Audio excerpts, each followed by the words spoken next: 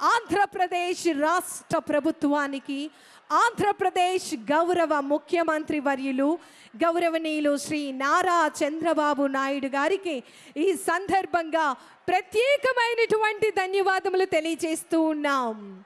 మన అందరి భవిష్యత్తు, బంగారు భవిష్యత్తు అందించేందుకు రథ సారథిగా విశేషమైనటువంటి సేవలను అందిస్తూ మరి నేడు మహిళామూర్తులందరికీ కూడా ఒక చక్కటి సువర్ణ అవకాశాన్ని కల్పించడం జరుగుతోంది.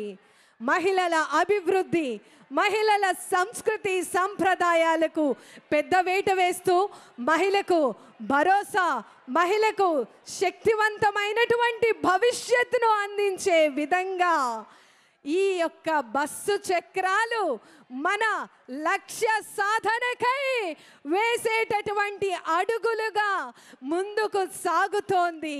మన ప్రయాణం అన్నీ కూడా ఈ రోజు నుంచి మొదలు కాబోతూ ఉన్నాయి.